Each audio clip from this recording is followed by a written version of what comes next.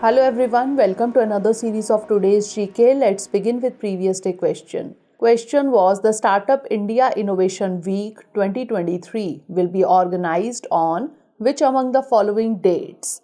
10 to 16 January, 16 to 22 January, 23 to 29 January or 1 to 7 February. The correct answer is option A, 10 to 16 January. The Ministry of Commerce and Industry is organizing Startup India Innovation Week from 10 to 16 January to celebrate the Indian startup ecosystem as well as the National Startup Day. The Startup India Innovation Week 2023 will include knowledge sharing sessions for entrepreneurs, aspiring entrepreneurs, and other stakeholders. Furthermore, as a part of Azadi Ka Amrit Mahotsav celebrations, various startup-related events are being organized in more than 75 places across the country. It aims to foster a spirit of entrepreneurship and innovation by involving the startup community across the length and breadth of the country. Furthermore, to commemorate National Startup Day on 16 January, the felicitation ceremony for the winners of National Startup Awards 2022 will be organized. Hence, option A is correct. Majority of the answers in the comment section were correct. Keep answering like this. Now let's begin today's session. First question is, National Youth Day is celebrated on the birth anniversary of which of the following famous personalities? Dr. B.R. Ambedkar, B.G. Tilak, Aurobindo Ghosh or Swami Vivekanand? The correct answer is option D, Swami Vivekanand. Recently, the Prime Minister of India inaugurated the 26th National Youth Festival in Hubli, Karnataka. National Youth Day is celebrated on the 12th of January every year to mark the birth anniversary of Swami Vivekanand. Hence, option D is correct. The theme of 2023 is Viksit Yuva Viksit Bharat. It brings diverse cultures from all parts of the country on a common platform and unites the participants in the spirit of Ek Bharat Shresht Bharat. This year, the festival is being held in Hubli, Dharwad in Karnataka from the 12th to 16th of January. Next question is, recently a place named Soledar was in the news. It is located in which of the following countries? Philippines, Malaysia, Indonesia or Ukraine? The correct answer is option D, Ukraine.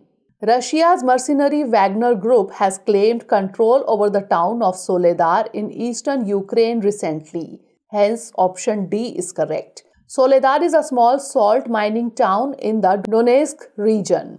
Its capture would be significant as it would allow Russian forces to inch closer to the regional city of Bakhmut. Russia could use access to Soledar's deep, city-like network of salt mine tunnels dormant since April to penetrate Ukrainian-controlled territory. Next question is, Fulani ethnic group is related to which of the following regions?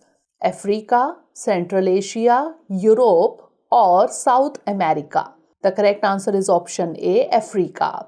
Burkina Faso's Fulani people have been increasingly targeted by the military and local defense militias. Fulani, also called Piul or Fulb, is a primarily Muslim people scattered throughout many parts of Africa, mostly in West Africa from Lake Chad in the east to the Atlantic coast. They are concentrated principally in Nigeria, Mali, Guinea, Senegal, and Niger, but can also be found in several other countries. The Fulani language, known as Fula, is classified within the Atlantic branch of the Niger-Congo language family.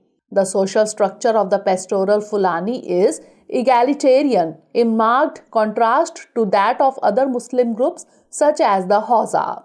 Most men are polygynous, the typical household unit comprising the family head, his wives, and his unmarried children. Hence, option A is correct.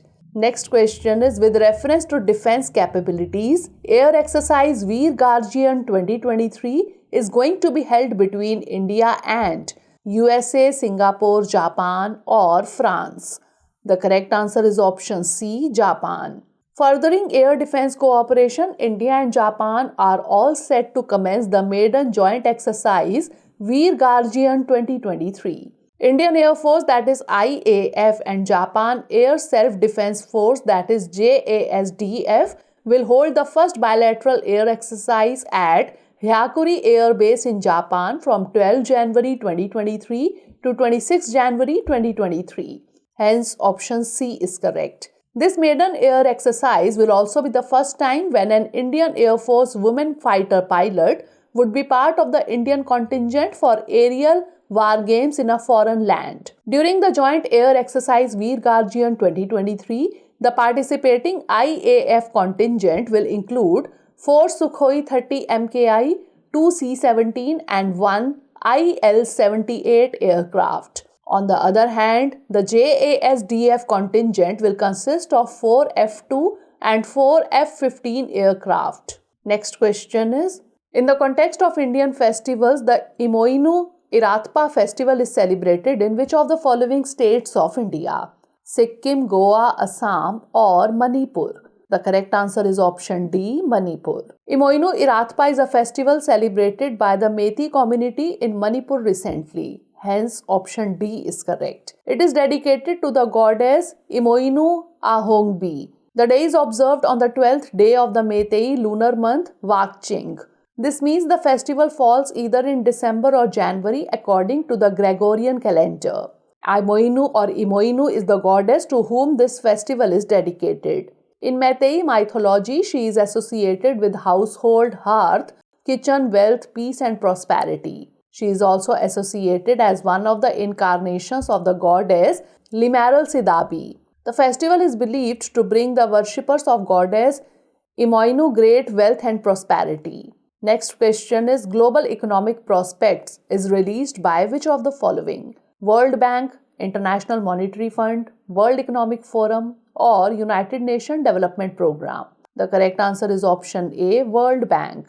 Recently, World Bank says India will be fastest growing economy among 7 largest emerging markets and developing economies. In its report titled Global Economic Prospects, the World Bank noted that India's growth expanded by 9.7% on an annual basis. It is in the first half of the fiscal year 2022-23, reflecting strong private consumption and fixed investment growth. The World Bank slashes its forecast for global growth this year by nearly half to just 1.7% from its previous projection of 3%.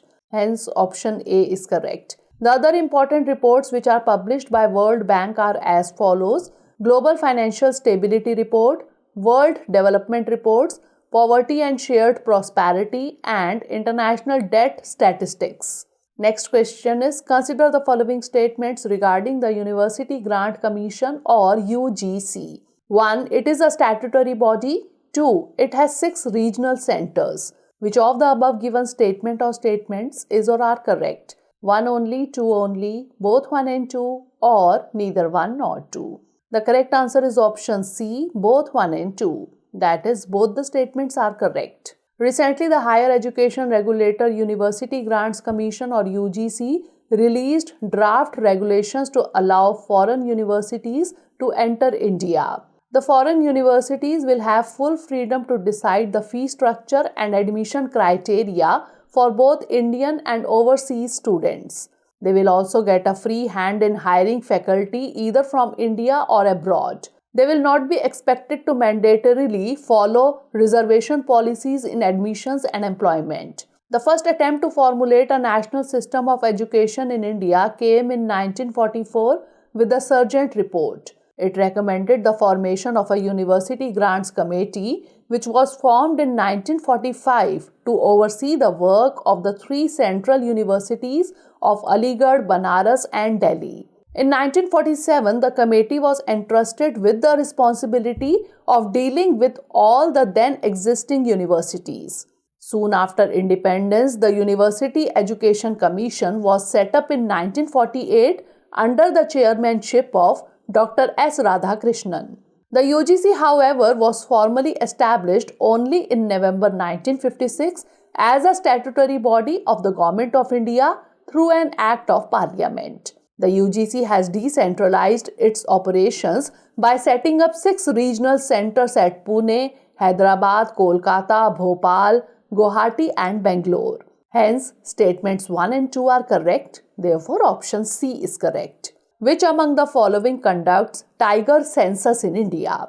Indian Institute of Forest Management, Forest Research Institute, Wildlife Trust of India, or Wildlife Institute of India? The correct answer is option D, Wildlife Institute of India. The latest All India Tiger Estimation or AITE was conducted in 2022. Its report is scheduled to be released this year. The National Tiger Conservation Authority, in collaboration with the State Forest Departments and the Wildlife Institute of India, conducts the tiger census in every 4 years. The first tiger census was done in 2006 and subsequently in 2010, 2014 and 2018. The overall tiger population in India was estimated at 2,967 according to 2018 tiger census. Karnataka has 524 tigers as per the 2018 census. It is competing with Madhya Pradesh with 526 for the tag of India's tiger state. The NTCA is a statutory body under the Ministry of Environment, Forest and Climate Change, constituted under the Wildlife Protection Act 1972 for strengthening tiger conservation.